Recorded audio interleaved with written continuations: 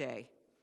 Tomorrow marks 1 year since a violent mob staged an insurrection in an attempt to disrupt the peaceful transition of power while Congress was gathered to certify the results of the 2020 presidential election. That mob desecrated our Capitol, the temple of our democracy, and delayed the counting of the electoral votes. But thanks to the heroism of the people that work with you, Chief, thanks to our brave law enforcement officers, we were able to finish our work. I will never forget walking down to the House chamber from the Senate floor with my friend Senator Blunt and Vice President Pence. It was 3:30 a.m. 3:30 a.m. and we walked through that hallway, broken glass on the sides, spray paint on the statues, remembering that just that day earlier we had done this joyful walk for what is every 4 years the peaceful transition to power, no matter who wins, Democrat or Republican. And there we were, alone in that hallway with two young women holding the mahogany box that had the last remaining electoral ballots up to the state of Wyoming. While it was a sorrowful day and you lost officers and we had so many people injured, I had this moment of thinking as we walked down that hallway, in the end, because of the bravery of your officers, democracy prevailed. Many of us remember that insurrection for what it was, an attack on our democracy. But it was also, as we'll talk about today, a brutal and prolonged physical attack for the law enforcement officers who risked their lives to defend the Capitol that day. Tragically, 5 officers who reported for duty have since passed away, including Capitol Police Officer Brian Sicknick, who died the day after the attack. 4 other officers died in the days and months that followed. Capitol Police Officer Howard Liebengood, D.C. Metropolitan Police Officers Jeffrey Smith, Gunther Hishida, and Kyle DeFreitag. And of course, we all remember Billy Evans, who died in an incident unrelated to this attack. Many more suffered physical injuries, and even more sustained emotional trauma from the events of that day. We owe it to the Capitol Police officers who defend the Capitol every day to make sure that they have the resources and support they need to do their jobs. That's why in the immediate aftermath of the attack, this committee convened a series of hearings. Senator Blunt and I, on a bipartisan basis, with every single member of this committee involved, Democrat and Republican, joined forces with the Homeland Security Committee and held these hearings. Out of that came a bipartisan report that Senator Blunt and Senator Peters and Portman and I authored, with findings and 20 recommendations for agencies across the federal government to be implemented without delay. As we approach this solemn anniversary, today we will hear, I know because I've read your testimony, that significant progress has been made to implement the recommendations that pertain to the Capitol Police. And I thank you and all your officers for that. The changes made since January 6th, of course, started at the top. We said the Capitol Police Board must appoint a new police chief, and they selected you in July. We also have 2 new sergeant-at-arms in the Senate. Leader Schumer appointed General Karen Gibson, who just finished a term as board chair and who has worked to put recommendations in place. In the House, Speaker Pelosi appointed General William Walker, who led the D.C. National Guard on January 6th, and in fact has testified before this committee in that role. As I note, on January 6th, we saw 75% of officers on duty forced to defend the Capitol in their regular uniforms, in plain clothes. In some cases, they had less protective gear than the insurrectionists themselves. That's why we recommended that the Capitol Police have enough officers with appropriate training and equipment. And in July, as I note, President Biden signed emergency funding legislation led in the Senate by Chairman Leahy to deliver resources to do exactly that. We also saw the former police chief that day delayed for over an hour trying to get approval to call in the National Guard. In an absurd situation, he was trying to reach the sergeant-at-arms in order to follow the law, who in fact were trying to defend their own chambers at a time when shots had been fired and people had been killed. Senator Blunt and I introduced a bill, along with a number of other members of this committee, including Senators King, Wicker, Feinstein, Capito, Merkley, Padilla, and Warner, and it was signed into law this month to make it easier for you, Chief, to call in the National Guard if ever such an emergency situation would arise again. We will never forget, also, the haunting words of an officer desperately calling over the radio that day in the middle of the insurrection, "Does anyone have a plan? Does anyone have a plan?" The answer, sadly, that day was no. So we recommended that the Capitol Police produce a department-wide operational plan for all large-scale events at the Capitol, and that is now standard procedure. No will never be the answer again. We also heard how officers on the front lines were left without critical information. We said the department needed to take significant action to improve its handling of intelligence, and it has worked to ensure information is shared with rank-and-file officers.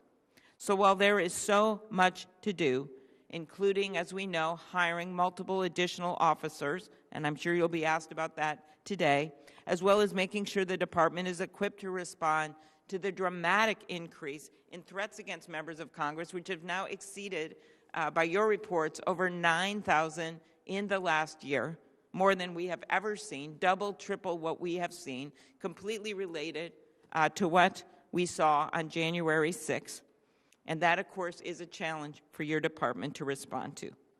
To close, I will note that while today we will discuss the steps that have been taken and the work that lies ahead to ensure the security of our nation's capital, there must also be more done to safeguard the future of our very democracy.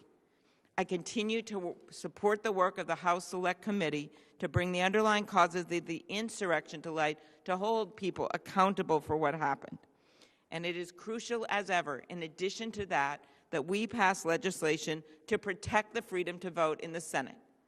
Because at this moment, we are dealing with a slew of laws that have either been introduced or passed around the country, major overhauls to legislation that make it harder for people to vote. It is as if what wasn't accomplished with bear spray or bayonets is now being attempted to be accomplished through laws that limit voting on weekends, laws that limit ballot drop boxes to one in a major city, laws that literally disband nonpartisan voting boards to be replaced by partisan counting of the votes. That's what we're seeing across the country right now. It is not the subject of this hearing, but it is clearly related to what happened on January 6th. With that, we look forward to hearing from you, Chief Manger, about the progress you have made and the work still to be done. And now I will turn it over to my good friend, Senator Roy Blunt, and I thank him again on a bipartisan basis for working through, and this entire committee, what we needed to do to make the security recommendations for changes, the funding for changes, the legal provisions for changes, as well as the respect and dignity that your officers deserved and deserve every day.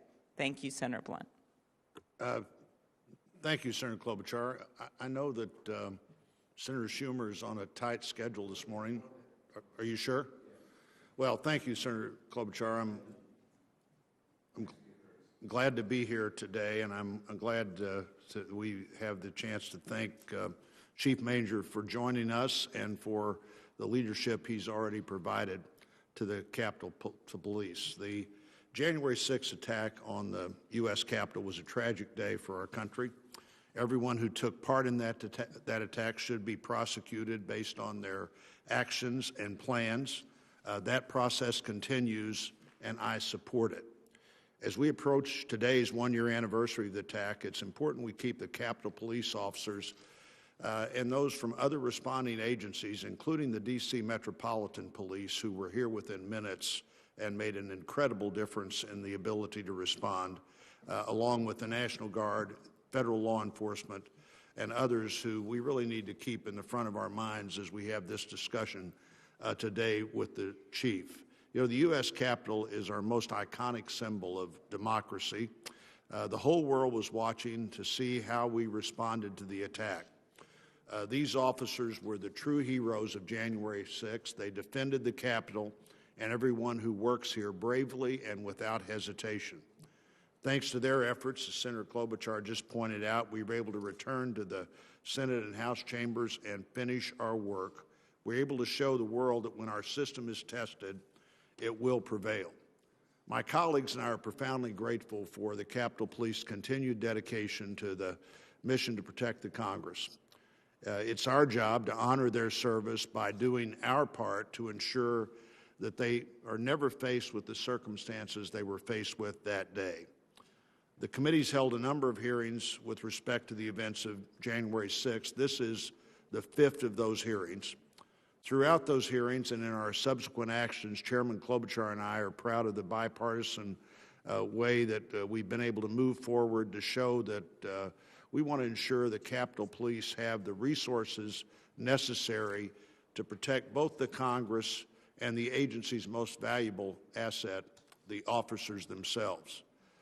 Senator Klobuchar and I introduced legislation with many of our colleagues on this committee, which passed both the House and Senate by unanimous consent and was signed into law by the President on December the 22nd.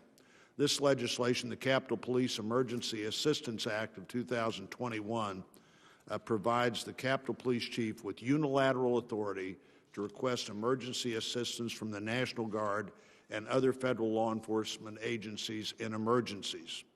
As I previously mentioned, we held a number of hearings on this subject and released a bipartisan report with Homeland Security and the Government Affairs Committee in June of 2021, which outlined several recommendations based on extensive interviews with key decision makers, firsthand account from law enforcement personnel, and the review of thousands of documents. We've continued to pursue more information on this issue. We've also worked with our colleagues on the Emergency Security Supplemental Appropriations Act of 2021 to provide the Department with additional and necessary funding for salaries, overtime pay, trauma support, riot control equipment for all officers, and specialized training. Certainly, Chairman Leahy's leadership on that piece of legislation, along with Senator Shelby, made a big difference in quickly responding to what was the immediate need of the department after the increased workload and the stress of what happened a year ago. Beyond the work of Congress, the Capitol Police have been reviewing operations and looking at necessary changes within the department. We've twice heard from the Inspector General, including last month as he concluded his 11-month investigation in the department's preparations for and response to the events of January 6th. I appreciate today's opportunity to hear from Chief Manger on the security enhancements the department has made over the past year, the work being done to improve officer morale and retention, as well as the Chief's observations after 6 months in command and his goals and visions for the department moving forward. 1 year after January the 6th, 2021, we acknowledge that there's been considerable progress, but also acknowledge, as I'm sure the Chief does from his comments today, that much work remains to be done. We'll continue to work together to ensure the department addresses its critical needs and is positioned to be better trained, better equipped, and better prepared in the future. We owe that to the frontline USCP officers who protect members of Congress, congressional officers, employees, and visitors to the Capitol every day. We also, by the way, owe that to their families. Chief Manger, thank you for being here with us today. I look forward to hearing from you as you reflect on the changes the department has made over the past year and what work remains to be done. Thank you, Chair. Thank you very much. Now, thank you, Senator Schumer. And when you were, I know you were busy with something else, Senator Schumer, but I did mention that your leadership in making sure we got a sergeant in arms in place who's doing a very good job. So thank you for that, and thank you for your leadership. Senator Schumer. Well, thank you, and let me thank the chair of the Rules Committee, my good friend Senator Klobuchar, for the great work she has done in this regard in making our Capitol much safer. And let me thank my friend, the ranking member, for his bipartisan cooperation on this important issue. And I thank you for the opportunity to speak right now. I also want to thank today's witness, U.S. Capitol Chief of Police Thomas Manger, 2021 was one of the hardest years ever for our Capitol Police, but Chief Manger has done an outstanding job in his first few months ushering necessary reforms to the department. He'll be the first to say the job is not done, but today the Capitol is a whole lot safer than it was a year ago, and I commend him for his leadership. I feel safe walking around the halls of this hallowed building. My colleagues, we're here today because 1 year ago, the men and women of our Capitol Police stood on the front lines of the unthinkable in America, a violent assault upon the U.S. Capitol, instigated by former President Trump and carried out by a mob of radicals looking to halt the peaceful transfer of power. I remember January 6th as if it were yesterday. I've said repeatedly over the last year my experience that day was sort of like Charles Dickens' A Tale of Two Cities. It was the best of times, it was the worst of times. The best of times because at 4 a.m. that morning, we had learned, those of us on the Democratic side anyway, that Senators Warnock and Ossoff had won, and we would come back into the majority. I couldn't sleep. Got in my car at 7:30, got here at 12:30, got on the floor of the Senate at 1 p.m. as we began to count the votes. I was only on the floor of the Senate for about an hour as the putative majority leader, not even having given a speech, when a police officer in a bulletproof vest and with a submachine gun strapped across his waist grabbed me firmly by the collar like this. I'll never forget that grip. He said, "Senator, we're in danger. We got to get out of here." He had to explain to me what the danger was. I didn't know. None of us knew at that time. We walked through a hallway, went through a door, and this was shown on the video camera that was captured, and they used it at the impeachment trial. I hadn't seen it until they did it then. But they show me walking briskly with police officer on either side down a hallway. We go through a door. You don't see us for 20 seconds, and then we're running out at full speed. I was within 30 feet of these nasty insurrectionists. Had one of them had a gun, had two of them blocked off the door, Lord knows what would have happened.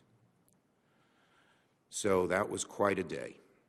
And it was even a tougher day, much tougher, for our Capitol Hill policemen.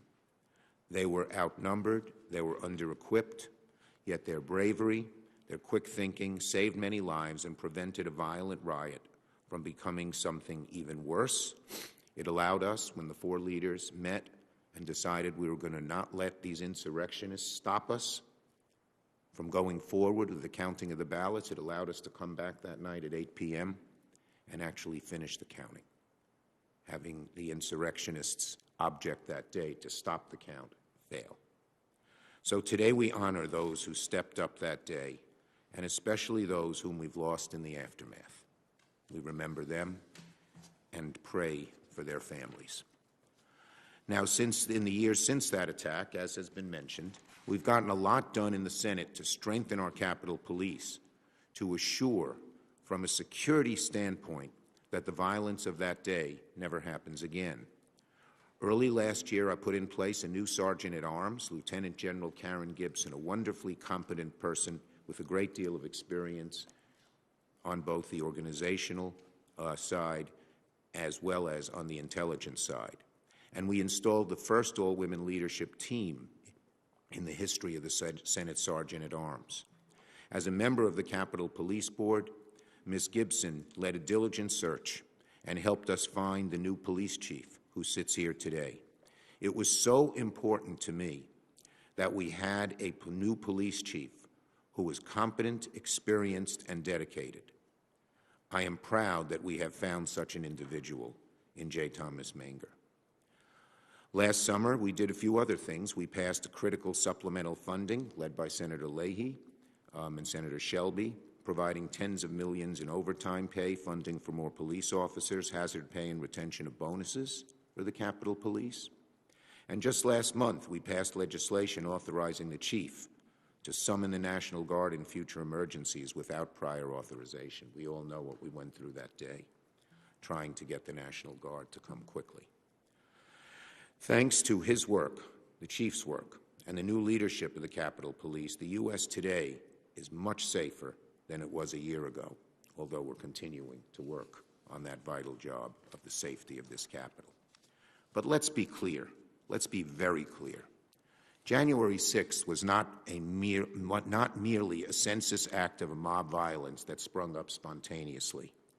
It was an attempt to reverse, through violent means, the outcome of a free and fair election, and make no mistake, the root cause of January 6th is still with us today.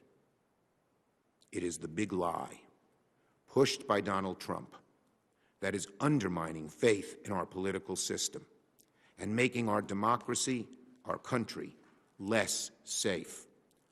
The biggest threat to our Capitol Police, and our democracy is the insidious motives stemming from the big lie, propagated by the former president and many of his Republican allies across the country.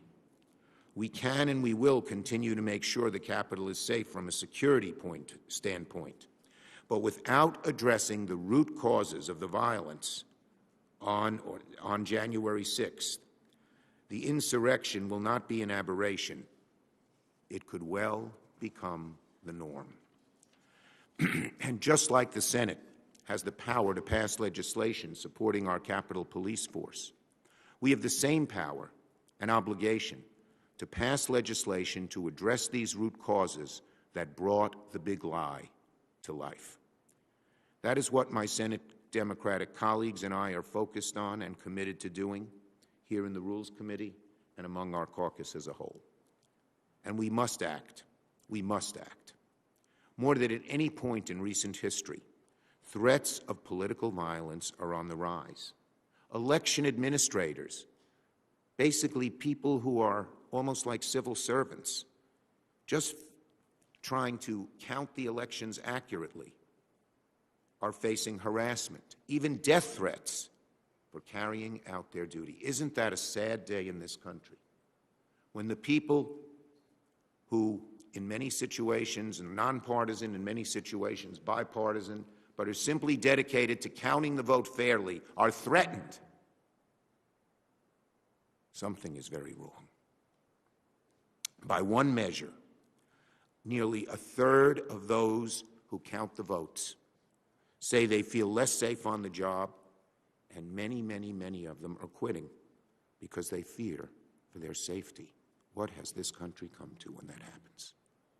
When the wellspring of our democracy, the fair, unbiased counting of the votes, which has been part of our hallmark in this country since we've started, which is the root of democracy, when people who do that are threatened with violence, what has come of our country? So we must act. We must act. My colleagues, the threats that I have mentioned are the symptoms of an illness festering deep within the bones of our democracy. And unless we confront the big lie, unless all of us do our part to fortify and strengthen our democracy, the political violence of January 6th risks becoming little more than a taste of dangers to come. All of us have a role to play to protect our democratic system. Everyone, from our Capitol Police to the voting public, to those of us entrusted to serve in elected office. And again, just as the Capitol Police have taken the experience of January 6th to institute reforms for the future, every member of the United States Senate is called on to do the same, to reckon with the lessons of that terrible day, and to take action to cure America of the disease of the big lie. That means passing legislation to protect our democracy from subversion and safeguard the right to vote, including the John Lewis Voting Rights Advancement Act and the Freedom to Vote Act. In the weeks to come, I look forward to working with all my colleagues to achieve this goal. For now, let me close again by thanking Chief Manger for being here and for leading his department in making the changes necessary to prepare for the future. And let me thank Senator Klobuchar, Senator Blunt, and the Rules Committee for their role. I know it's not easy work. I know at times it's been met with resistance, but I commend you, Captain, for keeping your eye on the big picture and for doing your part to protect our democracy. It is my hope the Senate can follow suit in the near future. Thank you very much, Leader Schumer. Well said.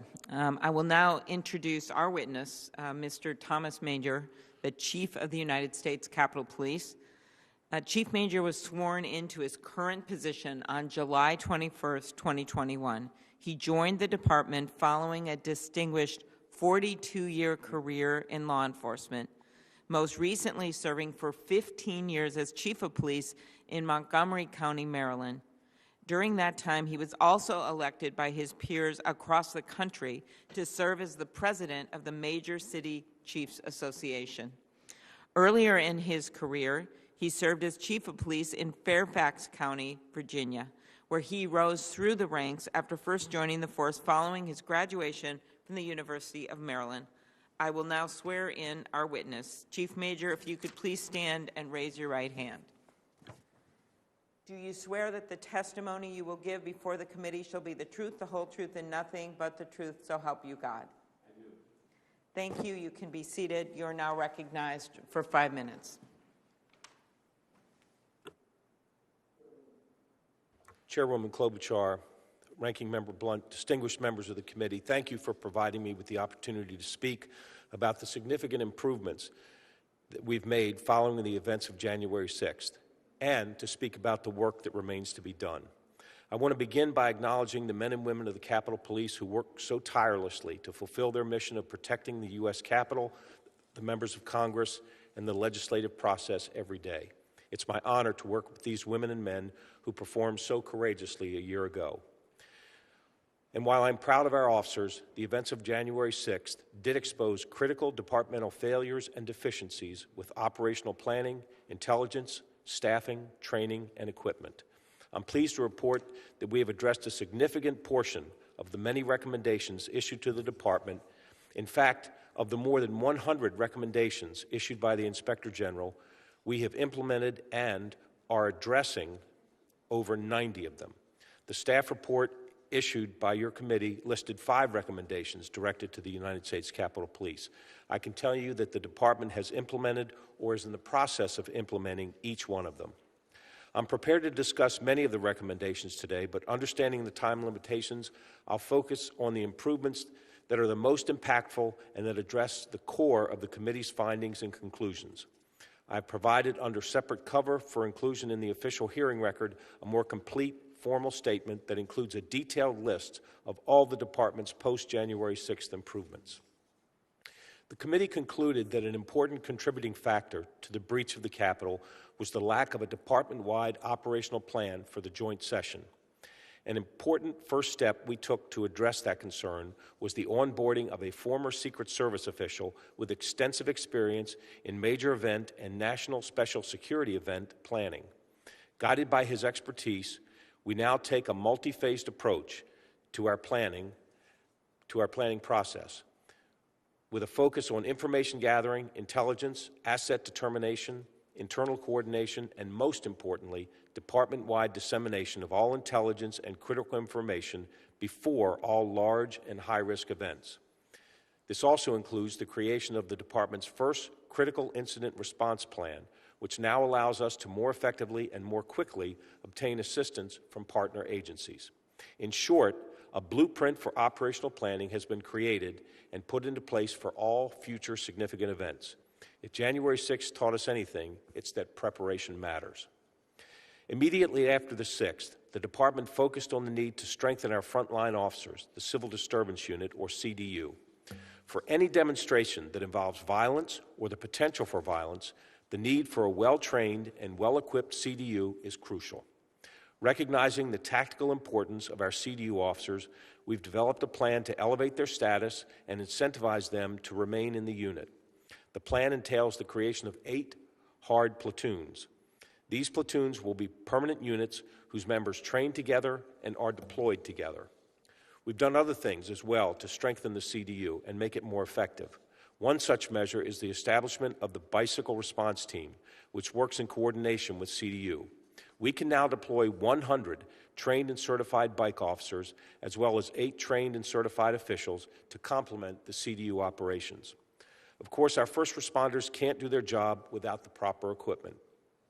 Therefore, we've reviewed all CDU equipment and upgraded it extensively to protect our officers and enhance our ability for crowd control.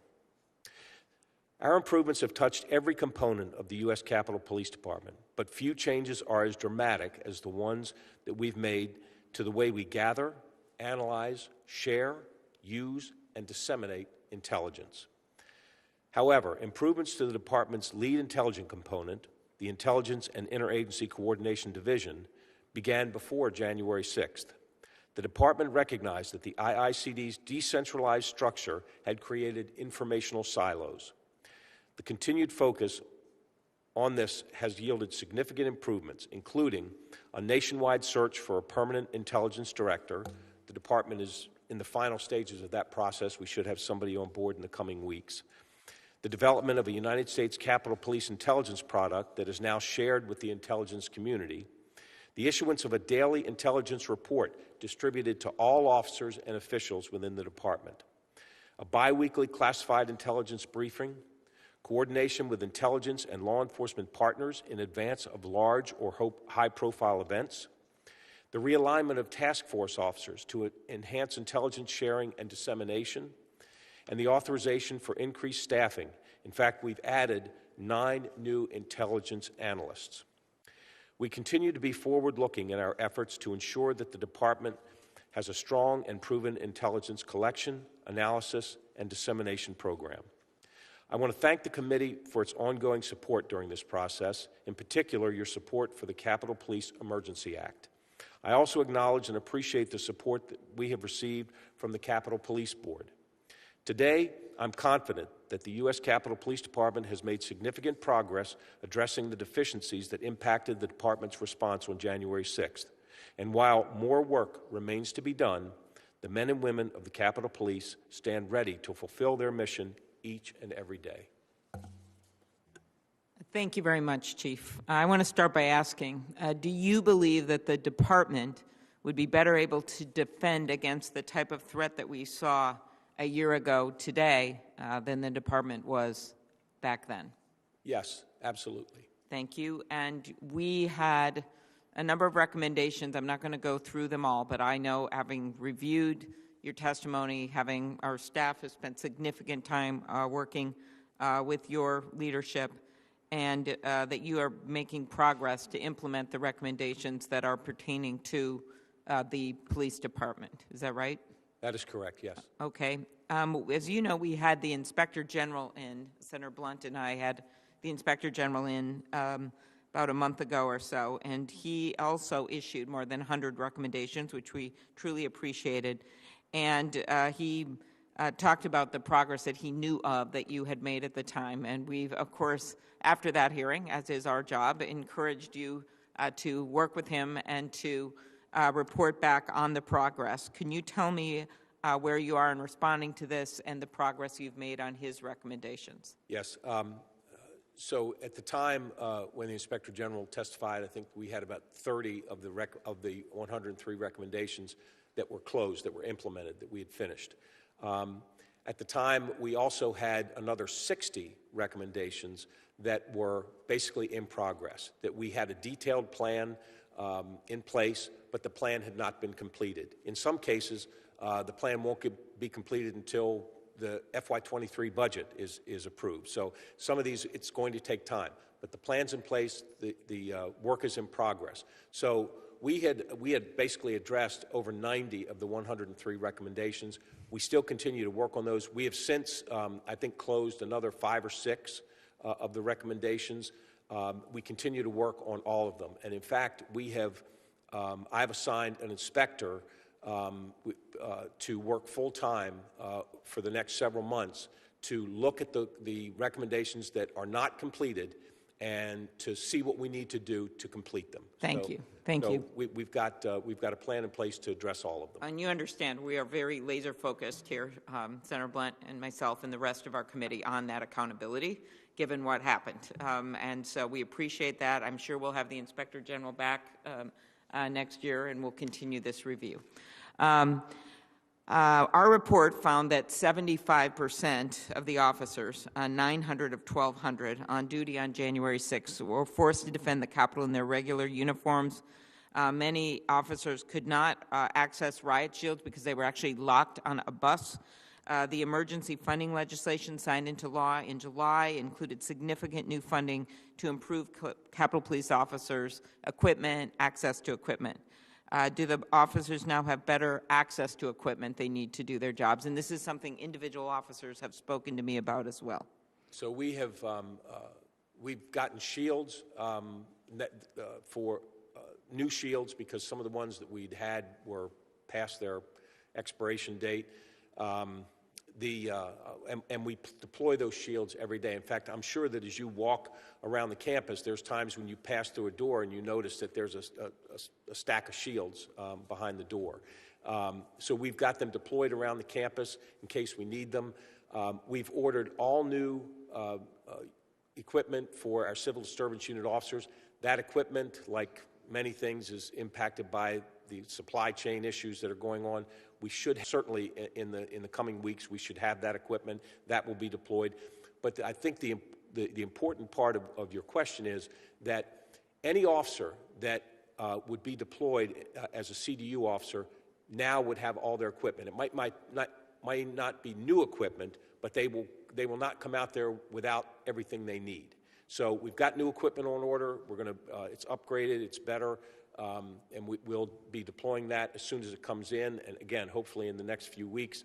But we will send no officer out to work CDU without all the equipment that they need. Okay, and you mean civil disturbance unit there for people watching? Correct. For CDU. And no more locked buses where they can't access it. That was an unbelievable story, just horrific. They're looking at the equipment and they can't get it. That would not happen again. Okay.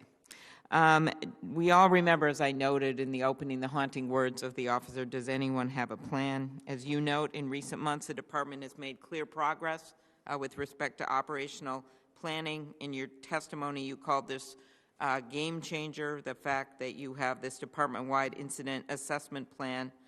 Can you briefly expand on what has been done to improve preparedness for large events? I know you noted you hired someone who has key experience with that. Anything else you want to add? So we have an incident action plan prepared for tomorrow for the anniversary of January 6th. This is a copy of it. It's 25 pages long. In it, everybody's responsibilities are laid out. This information is shared with everyone so that a captain who's in charge of one division knows exactly what's going on in the other divisions as well as his or her own. So we are sharing information better. We are assigning responsibilities. People know what their responsibilities are, and we have backups to each one of the different commanders. So the blueprint that has been created we've used it many times since the 6th, and we're very confident that it gives us everything we need to ensure that the planning that we do, the sharing of information, and that everybody on the department understands what their responsibilities are. As I noted, Senator Blunt and my legislation, which was importantly co-sponsored by many members of this committee, gave you and, in general, the Capitol Police Chief authority to request assistance from the National Guard in an emergency. It was cloudy at best before and very difficult procedure. How will this improve your ability to respond in potential future emergencies at the Capitol? Well, clearly, it cuts through the red tape and allows the Capitol Police Chief to make that call directly. I have spoke with the Department of Defense, and in fact, am meeting with them later today, and to make sure that we have the process down, so that if the time ever came that we needed to make that call, everyone would know what the expectations are on both sides of the call. So that is very helpful. But I will just say this, that my hope is that with the other processes, planning that we've put into place, that there's not going to be the need for a panicked call in an emergency, that those things will be planned ahead of time so that we'll have better coordination in advance. Okay. You know, we all speak to officers in the Capitol, and if my colleagues, I know they do, and thank them every single day. And one of the things that we know is that many of them have had their vacations canceled. They have been working significant overtime. And I think sometimes that's by choice. And right now, we are down officers. And this was something that was happening all across the country, honestly. It's happening right now. But it's something that you are uniquely challenged to deal with. I know there's more than 400 officers short. Could you tell us your plans to change that? I have short-term plans and longer-term strategies as well. I think the important long-term strategy is that we intend to hire over 280 police officers in this fiscal year. In a normal year, we would hire less than half of that. But because we want to get ahead of attrition that has increased over the last year, we're going to hire 280 officers this year. Our intent is to hire 280 police officers for the next 3 years. That will get us ahead of attrition, and my hope is that will get us to where we need to be in terms of staffing. Shorter-term strategies are to look at hiring, to reemploy annuitants, hiring or allowing for lateral transfers, lateral hires from other agencies, and then also looking at contract security officers that can assist at particular locations where we don't really need an armed Capitol Police officer. And we're hoping that that would free up officers to be held over less frequently, to be able to, get their days off as they plan, and address some of the staffing issues that are really impacting the morale of this department. Thank you. And your long-term plan, though, is to hire actual officers full-time? That's correct. Okay, thank you. Last thing, I mentioned the threats against Congress. Many people in this very room, committee members, have experienced them. Over 9,000 threats in 2021 alone. That's an astounding number against 500-some people. And I understand that you've hired these additional threat assessment agents. What steps are you taking to protect members of Congress and the people that work with them? A better coordinate. What we're trying to do is have better coordination. We can control and we can do a lot when members are on campus. When they go home, their home districts, we're trying to work with the local officers in those jurisdictions to ensure the safety and security of staff there, of offices there, and so we can provide advice and provide recommendations in terms of how to better secure locations, whether offices or homes, but we can also work more closely with the local law enforcement partners to solicit their help. The biggest challenge I think we have is keeping up with the number of threats. I mean, we've doubled the number of officers that investigate these threats, agents that investigate these threats, and if they continue to go up the way they have, clearly we're going to need additional officers to assign to this responsibility. Okay. Thank you, Chief. Senator Blunt. Thank you, Chair. Chief, on the issue of bringing in contract employees, Officer Papathanassiou has suggested that the union rep, that this would be a problem for them. Do you want to talk about how you're going to deal with that? Obviously, in my view, a bigger problem for them is the overwork and the extended stress of being short so many officers. But tell me how you plan to work with the officers who are concerned about bringing in non-sworn officers to do even parts of this work. So I've been in discussions with the union about this specific issue. They have mentioned a number of concerns, and our conversations and our intent is to try and address those concerns, because I think what we agree on is that these officers need some relief, that we need to allow these officers to get more time off, to stop being held over on their shifts, to stop being forced to work overtime when they would rather be home with their families. So again, I've talked about the strategies that we have in place, but the contract security would be a temporary solution. until we can get more officers hired.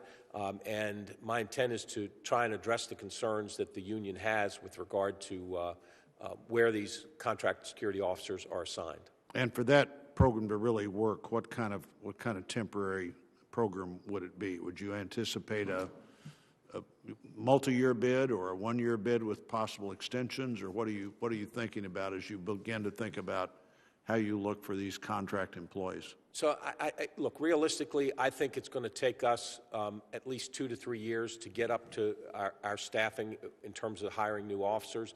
So, having that as an option to use over the next 2 or 3 years, I would like to have that option. Just to be sure we're straight on this, hiring the officers to get to the officers you currently are allowed to have is the problem here, as opposed to the Congress saying we're going to give you 100 more officers than you're currently capped at. That's an unrealistic moment for us to think about. Your goal is to fill the slots that you already have been allowed to have, and you're 400 short. Are you 400 short right now of meeting that number? Yeah, actually 457 short. 457? Yes, sir. If I understood your thought also of hiring 280 new officers a year for the next 3 years, understanding that other officers will retire and find other opportunities, and that number sounds about right to me to get up to where you need to be. How long is the training process from the time you bring an officer into the training environment until you have them available for service? From the time they're hired to the time you can actually deploy them by themselves is close to a year. Close to a year. So hiring people, annuitants who have retired but are willing to come back to work is one of your thoughts? That's correct, because you'd be hiring back someone who has that experience, and they could go back to work day one. And when you hire laterally, would you just try to evaluate the level of training that officer already has, and then determine what additional training is necessary before you put them into the line? Exactly, yes. All right.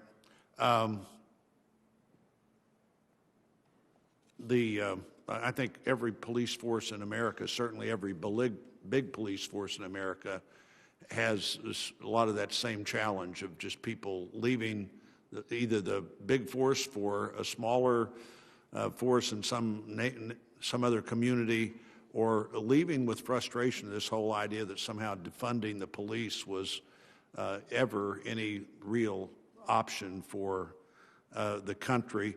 The Inspector General's testified before us that he thinks that, in his view, restructuring to where the U.S. Capitol Police was more of a protective agency instead of a law enforcement agency. I'm not absolutely sure I know what he means by that, but why don't you give us your sense of what, after 6 months on the job, what's your vision of what the Capitol Police Force would look like 2 years from now and 5 years from now, and maybe even longer, if you've thought through the way that this force should function to best do its job? Well, thank you for asking that question. I think that where I agree with the Inspector General is the fact that we need to expand and enhance our ability to investigate threats against Congress, to provide protection to members against Congress, to our counter-surveillance activities, to enhance security in the home districts, as I've mentioned. So in that regard, we need to expand our protection capabilities. But we make no mistake, we continue to have to be a police department as well. The difference between the U.S. Capitol and the White House or the CIA or other facilities is that we are open to the public. Someone can walk in off the street, now not now because of COVID, but someone could walk in off the sidewalk, come through the doors and say, I'd just like to look around. I want to walk around. So we deal with the public every day. We deal with demonstrations every day. We have to respond to crimes most days. We are handling demonstrations. We're making arrests. We're staffing posts. We do crowd control, visitor control, employee screening, crime prevention, response to calls for service, crisis negotiations, all of which are part of being a police department. So while I agree that we need to expand our protection capabilities, I don't think that we can walk too far away from our police responsibilities as well, because they will remain. So in answer to your question about where I think we need to go, one of the ways that I believe that we need to expand our protection capabilities is to take this, the work that we do in terms of investigating threats, take our intelligence responsibilities, and make those investigatory and intelligence responsibilities and create a new bureau and have a new assistant chief, an additional assistant chief. So you'd have, I think our dignitary protection and protection responsibilities have grown. That continues to grow. The need there, the workload has increased. Uniformed services will always likely be the largest bureau that we have. But looking at intelligence and investigations and creating a new bureau with its own assistant chief, I believe, is the direction that we need to go. This then speaks directly to the IG's recommendation that to move toward more of a protection focus, because that's what this would allow the department to do. Thank you. I'll have more questions later if we have time for a second round. Thank you, Chairman. Thank you very much, Senator Blunt. Next up virtually is Senator Warner, who is the chair of the Intelligence Committee, also has played a very important role in our responses since January 6th and before then to other threats to our Capitol and our democracy. Thank you, Senator Warner. Well, thank you, Chair Klobuchar. And first of all, let me echo what I said in our last hearing. I want to thank you and Ranking Member Blunt for the way that you've conducted both the initial investigation and how the Rules Committee has really stepped up in terms of the assessment of making sure we protect the Capitol and on an ongoing basis. So thank both of you. I also want to highlight that Chief Manger, at least to see you remotely. We had the opportunity to work together when I was governor and you were chief in Fairfax, and people still talk about your praises. We went through, as you may recall, those challenging 3 weeks plus of the sniper incidents that terrorized, frankly, the whole region. But I know you are the right person at this critical moment in terms of the evolution and direction of the Capitol Police. I want to pick up as Chair Klobuchar just indicated, and Senator Blunt's line of questioning about the structure. I know you're about to name this new deputy chief who will take on that role of intelligence. Could you expand that a little bit? When do you expect to name that individual?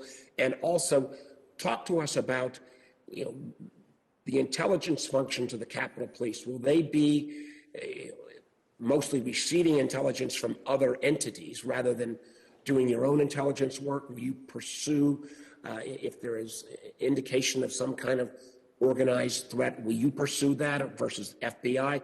Talk me through a little bit more of the role and structure of this intelligence unit. Yes, sir. First, we have, you may be aware that we did have a civilian director of intelligence on January 6th. That person left in the weeks following the 6th. So we've been doing a nationwide search. We're going to make a final selection in the next couple of weeks, and my hope is that we have someone in place shortly thereafter. We have a very competent acting director in place now. I think the changes that we've made in the way we gather, share, disseminate intelligence, there's been a lot of changes, but the big thing is how we use intelligence. One of the problems, of course, on the 6th was that we had information and it wasn't acted upon. And intelligence is the only use that real intelligence is if it's actionable and it can actually help you formulate your plan in terms of how you're going to deal with a situation. So we have now, which we did not have on the 6th, we have our own intelligence analysts.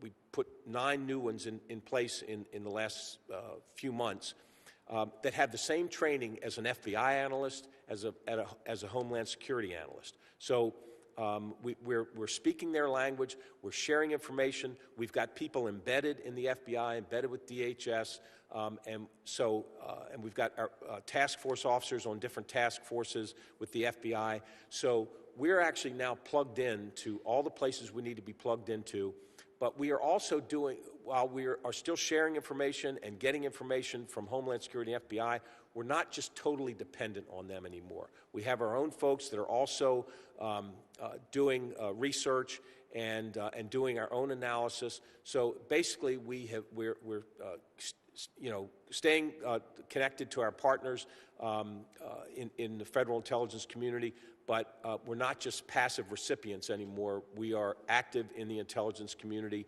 and we're active in terms of sharing our information and making sure that all the information that we get gets down to our folks, both the officials and the officers.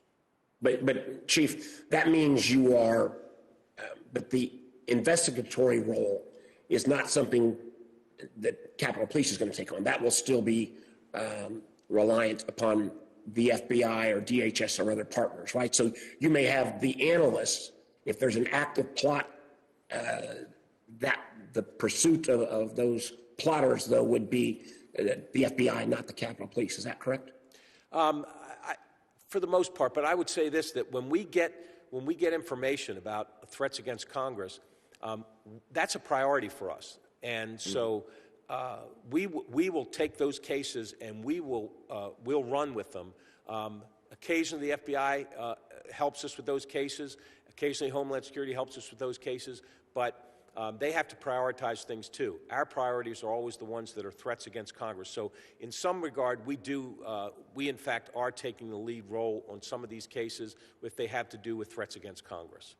One last question. I know my time's expiring, but one of the things, I think we've gotten better, but we still have room to grow in terms of the intelligence community's willingness to share information on a regular basis. My hope, and can you speak to this for a moment, do you have interoperable systems so that you don't have to be reliant upon an agency, a partner to kind of brief you in person versus at least having some of your agents, analysts at a clearance level enough that they can real time get that intelligence that may be being looked at from the FBI or again some other agency that may even have a broader reach?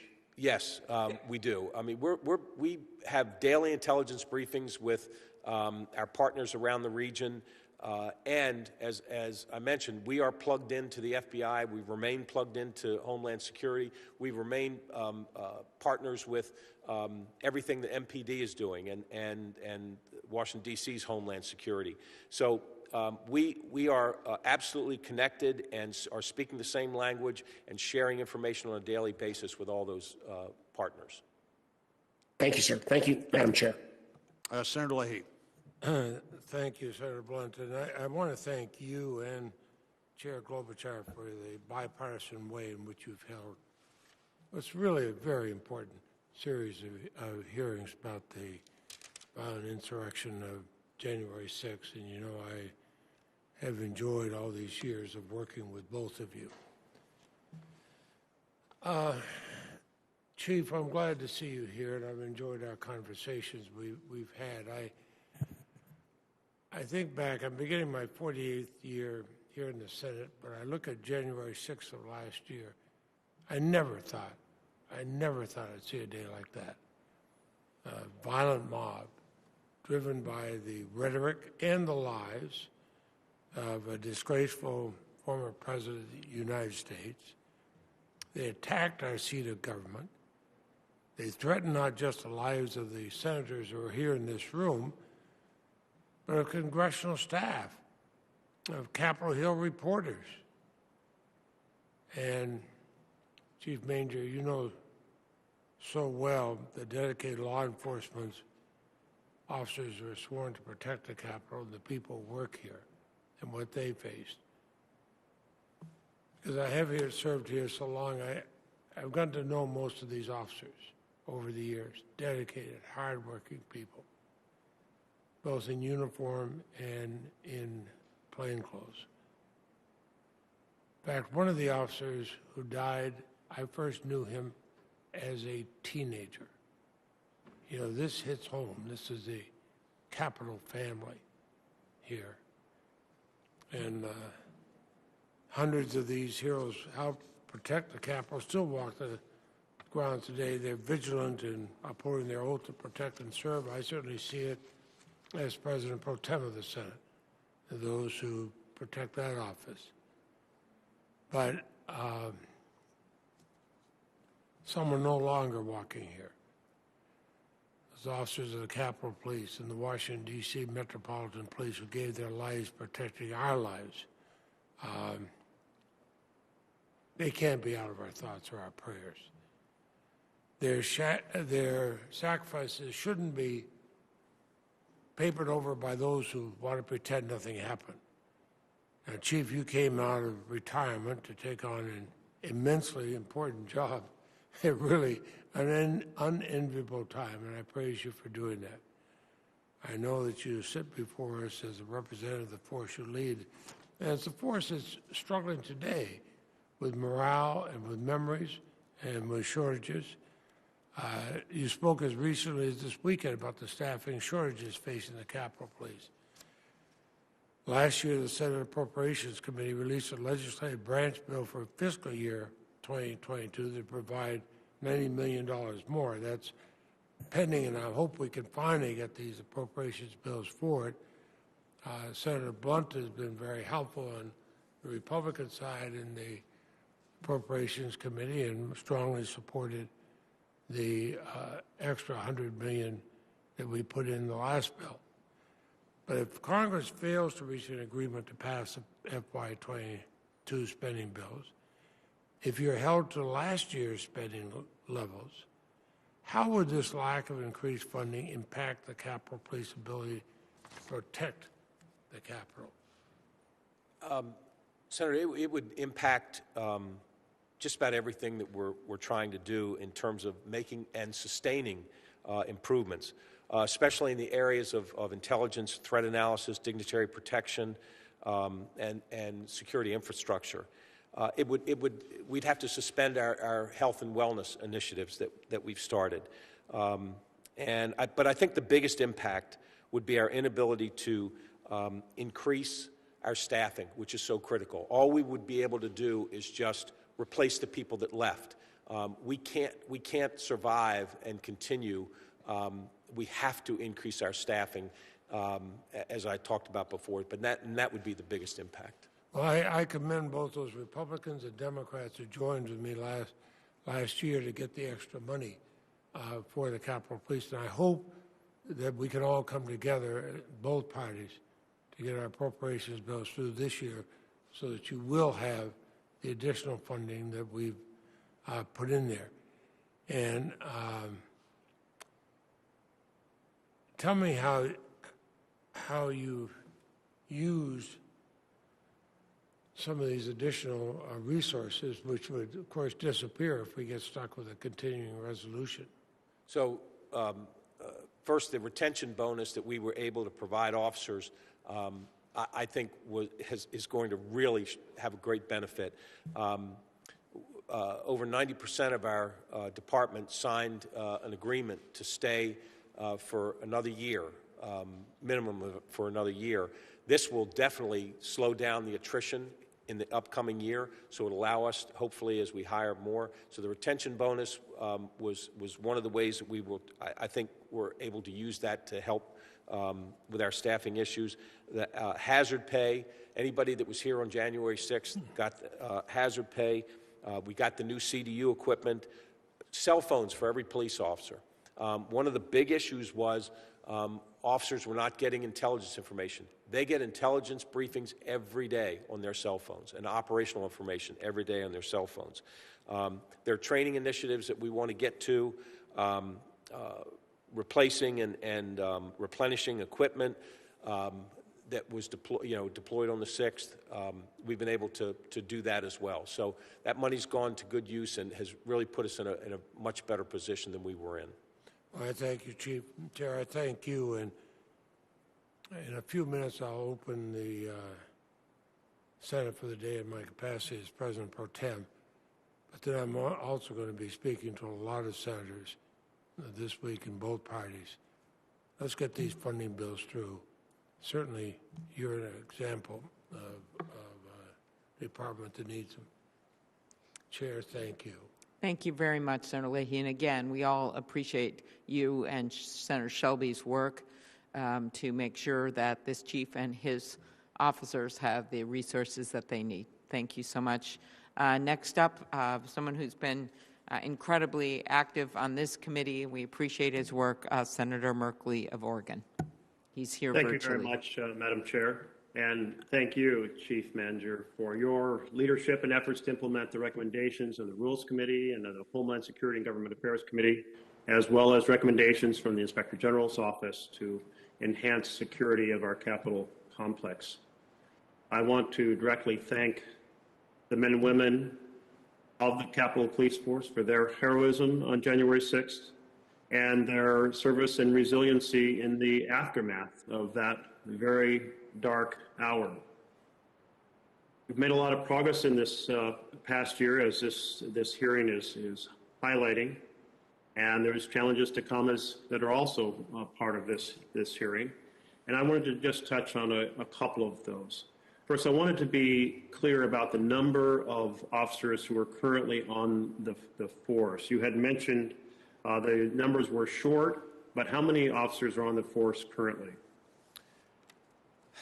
I'm going to have to get back to you with that number. But here's what I can tell you, though. Over the past year, 153 officers either retired or resigned from the department. We have 175, on any given day, we have 175 officers that are on some type of leave. Many of those are out due to COVID. And so basically we are 400 and, I may have said 457, it's 447, Senator, short of where we need to be. So I would think that we're somewhere around 1,700 that we have, between 1,600 and 1,700 we can actually deploy at a post or assign to a responsibility. Thank you. That really puts that into context, then both the shortage and also your desire to hire. I believe you proposed hiring an additional 280 officers this coming year. And do you see, apart from the issue of funding, assuming there's adequate funding, is that a feasible objective to achieve? I believe it is. It'll be a challenge, there's no question. I mean, hiring that many officers, the real challenge is to make sure that you hire the right officers, that we're hiring good quality candidates. We have a plan in place to get them trained, and so that because that's been the choke point in the past is actually getting them through the training and the national or the federal law enforcement training center. We've got a plan to get all the officers through training. And I think some positive news is that so far we've not had difficulty in recruiting people. We're getting plenty of people who are showing interest in wanting to be a part of our organization. We're still very selective about who we end up hiring. But I do believe it's realistic, and we're going to do everything we can to, and we've got a plan in place to get 280 folks on board. Great. No, I'm glad to hear that. The Inspector General, Mr. Bolton, made the recommendation that all the members should obtain and maintain a security clearance. You mentioned that intelligence is coming through to the officers on a daily basis. I know that may not necessarily mean security clearance rated intelligence, but is that part, do you feel like that is a recommendation that should be fulfilled, that each person obtain a security clearance? And if so, do we need to have some sort of way to prioritize those security clearances, given that the security clearance process is completely backlogged right now? So the answer to the second part of your question is absolutely yes. We would have to have some method to get those done. And this is really where it comes down. I believe that it certainly has, that recommendation has merit, but I am concerned about the fact that I'm trying to hire 280 officers. If that security clearance process slows the hiring process down, that's a concern to me. I do know that we already have many of our personnel that have security clearances, and certainly I can look at assignments and say, yes, someone in a particular assignment would need a security clearance, but I also think that as we hire new officers, not every single officer in every assignment would actually need a security clearance. So while I think long-term, I think we can look at that, in the short term, I'm concerned about it holding up the hiring process, and do we really, actually focusing on where we need the officers that actually would require security clearance? Well, no, I absolutely agree. It shouldn't be a requirement to get folks on board, but as you get them on board and you feel they need those clearances, please raise to us the need to be able to clear the path so that those who need those clearances can get them to fulfill the full range of their potential contributions to the force. Thank you very much. Thank you. Thank you very much, Senator Merkley and Chief. Next up, a very constructive member of this committee as well, Senator Capitol. Thank you for being here. Thank you. Thank you, Madam Chair, and I want to thank the Chief on behalf of a grateful recipient of the service that you and the U.S. Capitol Police provide on this campus and in our districts, and many times to look at the security of our own offices and our own homes, and sometimes I want to express our deep appreciation and gratitude. So thank you, and I hope you'll pass that along. I read through your statement, and I read a news clip, I guess, this morning, talking about the scars that are remaining from the Capitol Police from the January 6th incident. Terrible incident. How is the morale? I mean, how many of your officers have actually asked for additional mental health? Do you feel you have the capacities for that? I know you've increased that. Where is your level of concern right now, a year later? One of the priorities we had was to make sure we had programs in place to deal with not only just the daily stress of the job, but folks that were actually who have gone through traumatic incidents, who experienced that trauma. So we have instituted a robust peer support program. We're in the process of hiring. I think we've already actually hired a couple trauma counselors. We've got formal programs in place now so that officers can seek that help. I can't tell you how many have sought that help because it's confidential. And because when they... I was just looking for a general ballpark. Yeah, well, is there a great take-up of this? Or? I think that a fair number of officers have availed themselves to these services. And I think as they hear from other officers how much these programs have helped, it may encourage more officers to seek that help as well. I'm glad you asked about the morale issue. Morale, for someone who's been a cop for over 42 years, morale is always, what I've learned is it's in the eye of the beholder. You're always going to have cops that will tell you, oh, morale's the worst it's ever been. But you have other cops that every day they show up, no matter what happens, they're happy to be there and love their job. So it's really, what it comes down to is, and I think for us, is these officers need to believe in their hearts that this department cares about them, that what happened on January 6th, where the department let them down in so many ways, that the department will take responsibility for fixing those failures and for making sure that never happens again. And that's going to take time. For some officers, they've seen some of the improvements, and I think that they appreciate it. But for other officers, perhaps a little more cynical, perhaps they're going to wait till the first time we're tested again. And are we ready for that test? And so it's one of my responsibilities to make sure we restore that confidence, for the officers in the department. Let me ask you this. A lot of, in the retrospective that we've done in this committee and other committees, there were, on the intelligence side, questions as to was social media paid enough attention to, in the run-up to January the 6th. What adjustments have you made in terms of the coordination between you and other agencies in terms of the social media monitoring? So this is one of the areas where we are taking more responsibility, and we can focus on. And we're not trying to worry about something that's going on in a foreign country. What we're worried about and what we're paying attention to is threats against Congress and threats against the Capitol. That is our focus. And so while you have other intelligence community folks that are looking at anything and everything, we've got folks in place now that are paying attention to those kinds of threats, those statements that cause concern. So we've got folks that not only are looking at that are watching for that, but we are also then ensuring that if it crosses that line in terms of being a crime, what someone says in social media, that we follow up on that with an investigation. Is that different? I mean, has that changed over the last year? That's a new addition. Yes, we've got more people that are doing that. Yeah, good. Well, I think before the 6th, I'm not sure we had anybody doing it, but we've got, I think, 8 or 9 people in place now that are doing that, with more on the horizon. Our biggest challenge right now is keeping up with the caseload in terms of the threats against Congress, the ones that cross that line where we do have to do a criminal investigation.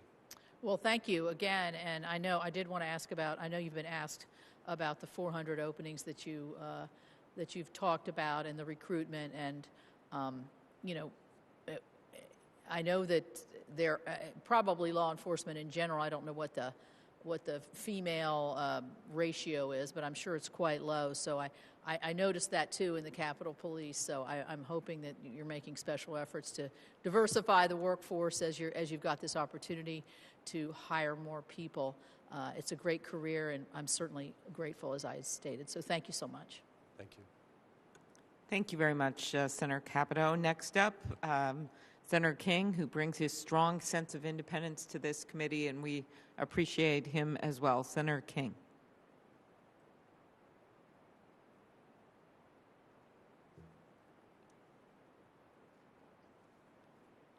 I'm going to give Senator King a minute here. I'm sorry. Am I? Yeah, now I'm unmuted. Here, you're good. You're all good. Okay, thank you. Chief, I hope you will convey our appreciation to the men and women of the Capitol Police.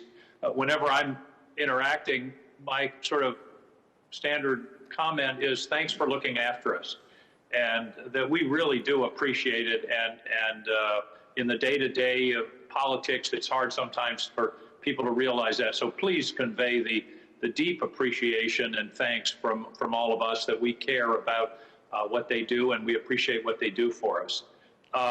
Couple of things. You touched on the issue of security clearances, and that's a problem throughout the federal government, although I must say it's better now than it was 2 or 3 years ago. One of the questions that has been plagued us is reciprocity. Do you have a situation where somebody has a security clearance from another federal agency, but then when they come to apply to you, they have to start all over again? Or do you have a reciprocity arrangement where if they're cleared for state or the FBI, they're also cleared for the Capitol Police? If it's done by either the Department of Defense or the FBI, typically, if it's done by any federal agency, I would think that would suffice for us. Okay, well, I would urge you to look into that, because it doesn't make much sense, but believe it or not, there are plenty of places where that reciprocity isn't honored, and it really delays the process. And as you say, you can have a good recruit, but they get discouraged by the length of the security clearance process and go on and find another opportunity. And in this economy, we can't afford to lose good people. A couple of other questions and observations. In terms of your planning, it seems to me that one of the things that we learned on January 6th is there was a lack of pre-planning. In other words, a lack of imagination. We have to have people that are thinking the unthinkable and saying, okay, what happens if? What do we do? So I hope that's the case. And my question is, do you feel that we have adequate communication and coordination with other agencies that might be important, either from an intelligence point of view, such as the FBI or the other intelligence agencies, or with law enforcement, DC, Metropolitan Police, the National Guard? Are we working on pre-existing coordination and communication plans so that we don't have to make it up on the fly in the case of an emergency? The answer to that question is yes, we are. And in fact, it has become a part of our the blueprint that we use in terms of our pre-planning for these events to reach out to those partner agencies to ensure that we're sharing information, that if we we believe that we're going to need their help, that we plan for that well ahead of time so that we're able to do, and we end up doing tabletop exercises. We end up getting the commanders over here to show them exactly where we need their folks deployed and what responsibilities that we're going to give to them. So absolutely, that's part of our planning process now. And I hope that extends to the intelligence side as well. You mentioned you're developing some of your own intelligence capability, but we have, as you know, enormous intelligence capabilities throughout the federal government. My concern is we still tend to have silos. They're excellent silos, but they're still silos. And I hope that the coordination includes pre-event intelligence. It does, and we, one of the problems that we identified shortly after the 6th was the fact that even internally, we had intelligence silos within our organization. Those are gone. And with the briefings that we have with our partners multiple times a week, any silos that existed previously certainly do not now. Final question, and I remember we discussed this, not you and I, but this was discussed in a prior hearing, and that is work with the architect of the Capitol in terms of the physical infrastructure and the ability to seal the building effectively. And again, we're back to silos. I hope that there's a close relationship between your department and the architect of the Capitol, because your job, your people's job, could be a lot easier if we had Lexan windows and metal doors that could easily be closed in the case of an emergency. One of the things that the architect has done is to make sure he's hearing everybody's voice. He's brought experts in to do reviews and provide recommendations, but he's also ensured that everybody has been able to lend their voice to their concerns about the physical security. So I think that that's all been part of his planning process. Great. Well, thank you very much, Chief, and thanks again to all of your people for the great work that they do on our behalf. Thank you, Madam Chair. Thank you. Thank you very much, Senator King. And next up, Senator Cruz. Thank you for being here. Thank you, Madam Chair. Chief, welcome. Good morning. Thank you for your service. And I want to start by thanking the heroic service of the men and women who serve alongside you. We are approaching a solemn anniversary this week, and it is an anniversary of a violent terrorist attack on the Capitol, where we saw the men and women of law enforcement demonstrate incredible courage, incredible bravery, risk their lives to defend the men and women who serve in this Capitol. We are grateful for that courage. We appreciate the selfless sacrifice of the men and women who keep us safe. And I will say, my view is that anyone who commits an act of violence should be prosecuted. And anyone who assaults a law enforcement officer should go to jail for a very long time. And I think that's a principle that is true regardless of the politics of the violent criminal, whether they are right-wing, left-wing, or they got no wings at all. If you assault a cop, you ought to go to jail for a long, long time. And I hope we get some agreement that that should be true regardless of the political context that ostensibly and purportedly justifies that violence, that we will stand with the men and women of blue. So I thank you for your service. I thank the men and women who served with you for their service. Thank you. As we reflect on what happened a year ago, it is also worth asking, as we have, as this committee has, as Congress has, as I know you have, what could have been done differently? What could have prevented the breach of the Capitol? What could have prevented the riot getting as far as it did? And so let me just start with that question. With the benefit of hindsight, what could have been done to better secure the Capitol, to stop the riot outside and prevent them from penetrating as far as they did? So I think that clearly documented intelligence failures. There were leadership failures within the Capitol Police Department. If folks had, if the intelligence had been acted on the way it should have been, and we would have had enough people here, I think it would have been a different story. And that one of the things that we have, one of the changes that we put into place is that with a few phone calls, I can get double or triple the number of police officers we have, trained, equipped police officers here to assist us in our responsibilities to protect the Capitol and protect the members of Congress. So, you know, and we will be tested again, Senator. I mean, and I don't know who it's going to be or when it's going to be, but we will likely be tested again. But what will be different is that we will be paying much more attention to the information that we gather ahead of time. We will be putting together a better plan. We will be getting the help that we need pre-planned here on campus before we need it, not making panicked calls later on. And I say that not in any way criticize the folks that were here on the 6th. They had a very difficult challenge.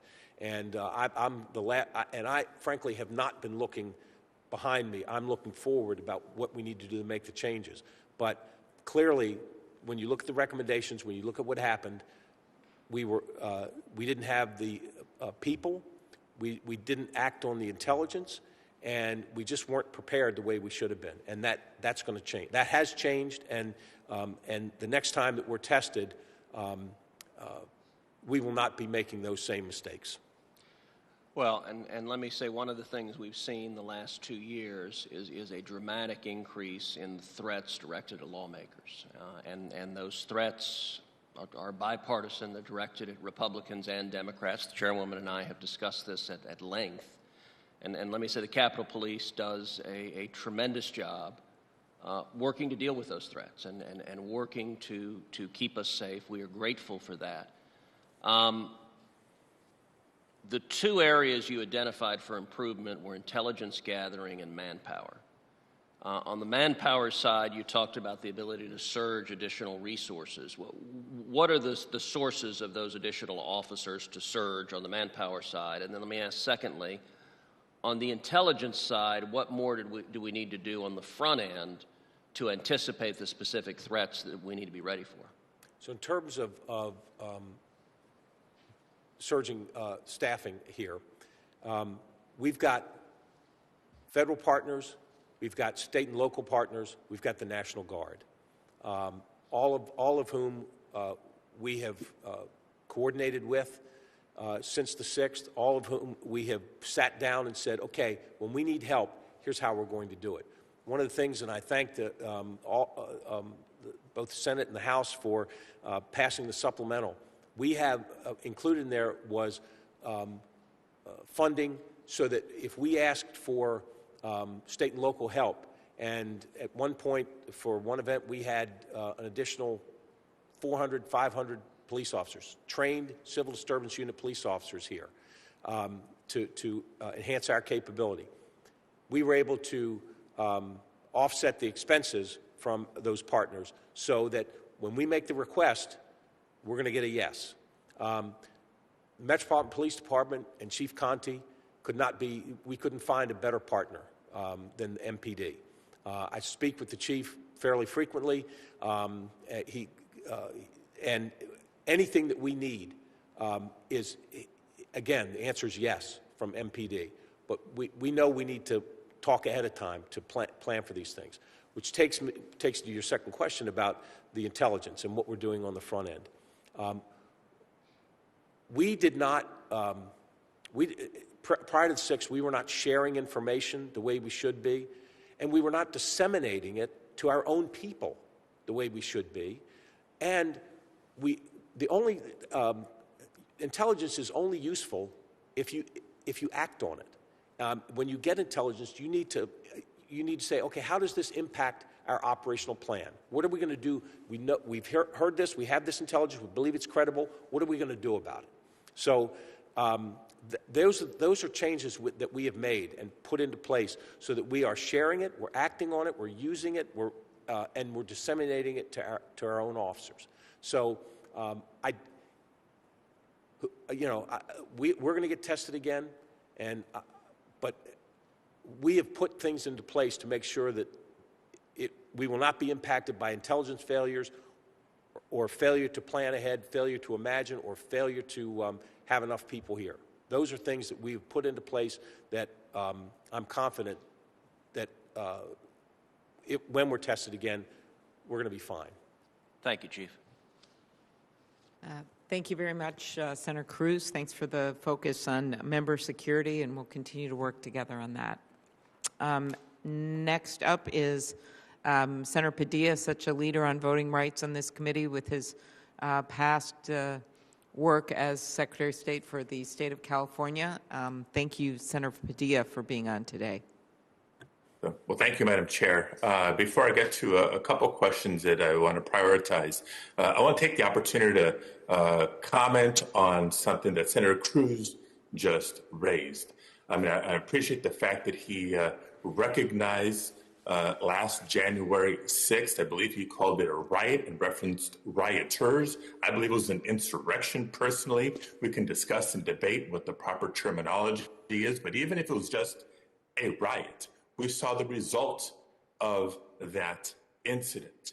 We saw violent attempts to disrupt Congress, to disrupt the process of certifying the election results, and in it's part of the greater peaceful transfer of power. We saw violence. It was deadly violence. We saw attacks and assaults far beyond insults and disrespect towards Capitol Police officers. So if we're in agreement on a bipartisan basis to recognize January 6th for what it was, then we should also agree on a bipartisan basis to ask some questions. Was it organic and spontaneous? Or was it organized and premeditated? If it was organized and premeditated, you're going to have a hard time convincing me otherwise. Then we have to ask the question, who was behind it? Who organized? Who incited this?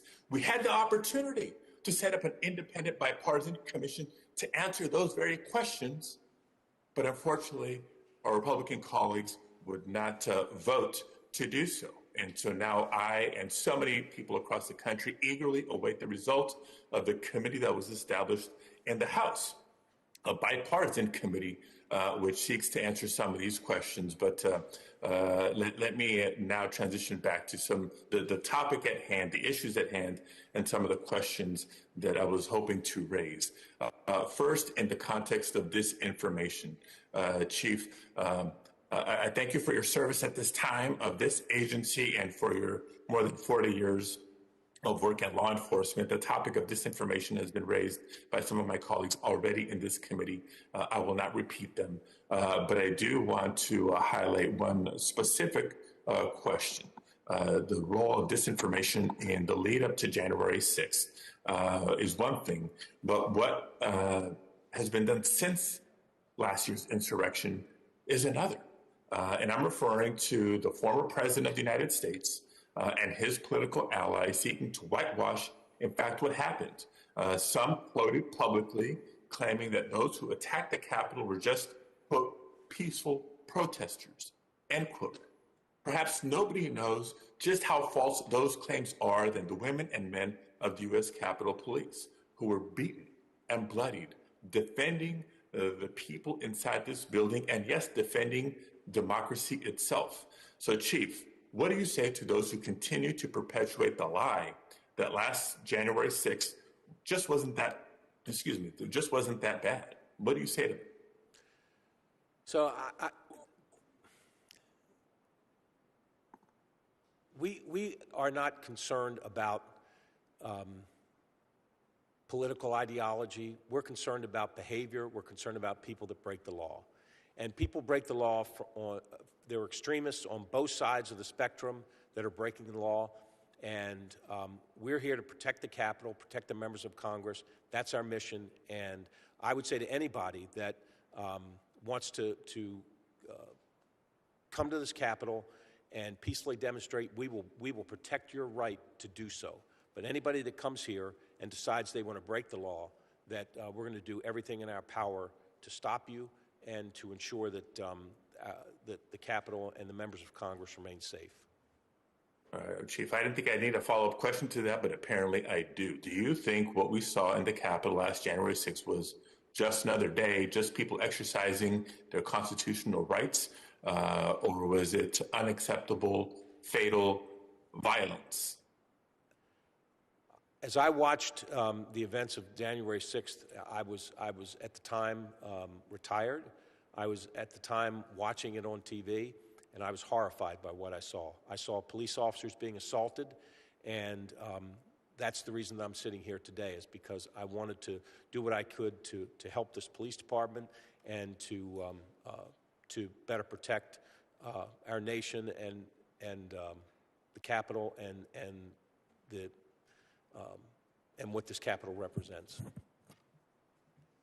Thank you for that. Clearly, we have some ongoing work to do. Well, one other quick question, Madam Chair. I know my time is up. I want to recognize that Senator Capito raised the concern and the questions about the mental health of the women and men of the U.S. Capitol Police. I share in that and stand by ready to support any additional resources or support that we can offer. I do have one question about physical health. We know that businesses, organizations, entities, both public and private across the country, have been impacted by the COVID-19 pandemic, whether it's individuals who are not willing to work because they have not been vaccinated, or people who are not able to work because they've contracted COVID-19. Chief, can you talk about vaccination levels within the department and what steps we're doing to encourage vaccination rates for those who aren't vaccinated yet? So we are, I think we're over 70% of our employees are vaccinated. But like every agency that we just had a call of law enforcement agencies around the region yesterday, we're being hit hard by folks, both vaccinated and not vaccinated, with this latest variant that are testing positive. And we've got dozens of officers that are out on isolation. We've got dozens of officers that have been out long-term with the impacts of COVID. So it has affected our staffing levels. And again, with everything else, all the other staffing challenges that we have, COVID is wreaking havoc as well. Well, thank you for your responses, Chief, and thank you for your service. Thank you, Madam Chair. Very good. Thank you, Senator Padilla. Senator Blunt, you have a few more questions. Thank you. I do have, Chair. Thank you for the time to ask a few more questions. Chief, there have been some concerns expressed about individuals in senior leadership jobs in the department. You've been there 6 months. What are you doing to address those concerns among the officers themselves? So, right after the 6th, the chief of police resigned. Both sergeant of arms in the day or two after the 6th were gone. In the weeks after that, there were our director of intelligence left. we had an assistant chief retire. We had two deputy chiefs retire. We had our director of security services. The two high-ranking civilian directors in our agency, intelligence and security services, left. So when I got here, if you look at the top level of our organization and the top 11 people, sworn and civilian, in our organization, 6 were gone. I had less than half of the leadership positions with the folks that were here on the 6th. And so as soon as I got here, my first order of business was to assess my leadership team and assess and look at who was here just biding their time, waiting to see what happens, and who was here working as hard as I was going to work in making the improvements this agency required. And for the past 6 months, I've made that assessment. And I made that assessment, in light of discussions with the Sergeant of Arms, in light of discussions with past Capitol Police Chiefs. I've made it in light of the no confidence votes that the union held. And I considered all that information. But the bottom line, when I assess someone's performance, I look at what have they done since the 6th? What have they done to help this agency, to improve this agency? And so I've made those assessments. And I know that the part of my leadership team that is working as hard as I am to make the changes that need to be made. And I know that there are still a lot of people that have differing opinions. I still understand that the union stands by its vote of no confidence. But the fact of the matter is, Senator, that a vote of no confidence is not an objective evaluation of someone's performance. It has meaning. A vote of no confidence has meaning. But I am trying to evaluate people's performance objectively in terms of what they're doing to help this organization. And so as I move forward, I do think I need to add an assistant chief to my leadership team, because for all reasons I talked about, that move toward being a more protective agency. And so as I make my decisions about where we're going to be in 6 weeks, 6 months, 6 years, I'm now at a point where I'm ready to talk more publicly about what we need, come to the oversight committees, go to the Capitol Police Board about changes that organizational changes that need to be made. Because I can't make an organizational change without approval from the Capitol Police Board and this oversight committee.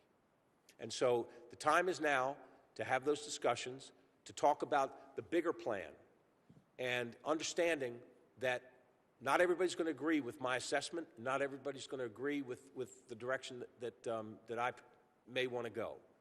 But I'm the one responsible for this department, and I'm the one responsible for the safety and security of this campus. And so the decisions I make are not, I had no predisposed notion about anybody.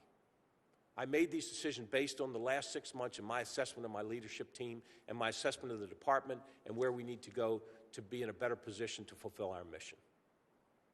Well, thanks, Chief. I think that's, I'm very supportive of, one, understanding all the vacancies you already had when you came to the job, and two, taking that time to evaluate not only who you had, but what you needed.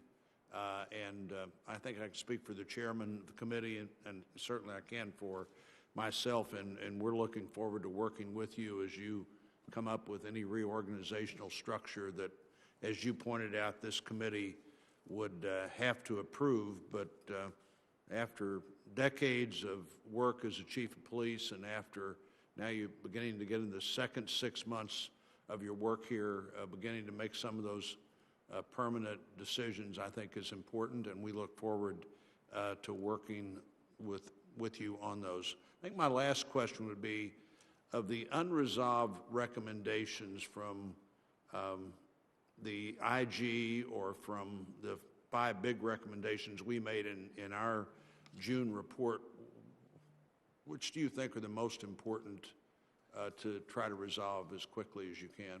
The intelligence recommendations, the operational planning recommendations, and making sure that we've got the CDU situation squared away. Those were the top 3, I think, priorities. Good. Thank you, Chief. Thank you, Chair. Thank you very much. I just have 1 or 2 more questions here, and then we'll let you go back to your work, Chief. And I want to thank you for being here today. The first question I have is a pretty straightforward one about training. It's one of the things that we identified as an issue. The Inspector General in his reports identified the need for consistent training, and I've had individual officers actually in the last year talk to me about that, what kind of training they'd had leading into this. And some of that includes officers not receiving civil disturbance unit, as we say, CDU training, since they left the academy. Also, the Inspector General raised concerns about maintaining up-to-date certifications for specialized roles such as intelligence analysts, canine officers, and others. How has the department improved access to and prioritization of training, and what are your top priorities for expanding training? So with the specific issues that were brought up in the recommendation from this committee's report, those have been squared away. We've made sure that we've got those certifications in place, and we've got a process in place to make sure that that's sustained.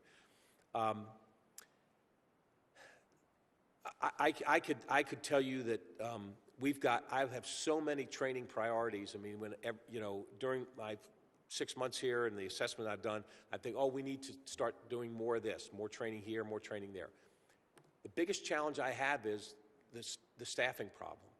You can't do training if you're so short of staffing that you can't pull people off a post to send them to training. Because you not only have the trainers, of course, but then you are pulling people off the front lines to have them trained, and so it's kind of a chicken and egg. You need to get these people in place. But here's what we've done. We've got we just are getting 4, and they're called Virtua machines. It's basically a virtual training program. We're going to put a Virtua machine in headquarters. We're going to put one in the Capitol. We're going to put we're going to deploy a couple other of these machines. We are going to be able to. We won't have to pull an officer off a post all day. We can pull them off for a half hour and say, go through this training program, whether it's de-escalation, whether it's use of force, whether it's these virtual training implements are great for a number of areas. And sometimes it's better to do training for a shorter period of time anyway, instead of sitting there all day. And you can do it without impacting staffing. So we've got, one of the things I also want to do is focus more on leadership training. I don't think that this department, like many departments, does enough leadership training, and I'm talking about leadership for first-line supervisors as well as for commanders. And I want to make sure that we develop the leaders in this organization so that whenever I do leave, that the Sergeant of Arms, the oversight committees can look at it and say, you know what, we've got 3 or 4, 5 people within that organization that we believe could be the next chief. That's my goal. Mm-hmm. Very good.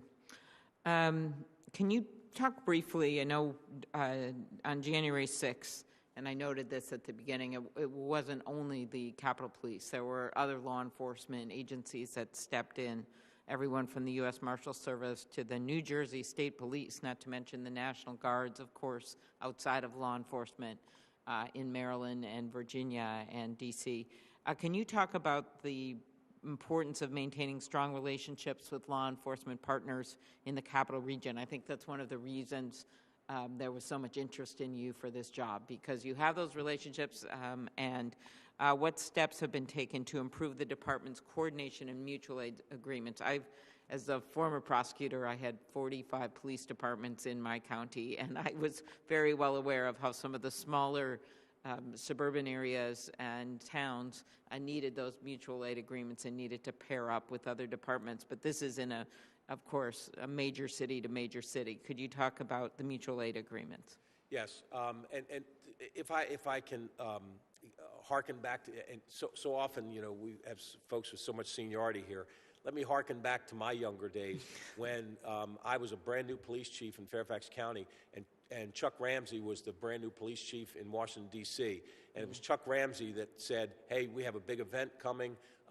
Can you, Chief Manger, send us 150 trained CDU officers to assist with this event?" And he called in regional partners around the Capitol Beltway and was able to get, again, 800-900 police officers here to supplement what he needed. And so I'm a big believer in using the resources that we have in this region, and have done it my whole career. And when I got here, I made those same phone calls to people that I've known for a long time who were leading the agencies around the Beltway, and I said, "Can you help?" And the answer was immediately yes. We've put in a formalized process to request that assistance and ensure that we get the help that we need. I've got the same relationship with MPD, the same relationship with our federal law enforcement partners, Park Police, and U.S. Secret Service, and we have that relationship with the National Guard. All these things have been formalized, put in place, and we're talking about it ahead of time. So there's not going to be a panicked call, you know, on the day of. It's going to be a more orderly planning process for the events that we think are going to be challenging to us. Okay, thank you. Just last question. FBI, Department of Justice, continue to investigate the events of January 6th. This is outside of the work, of course, being done in the House, the thorough work. And they have brought over 700 criminal cases related to the attack. We just heard from Senator Cruz in his support for these prosecutions, as well as many others on this committee.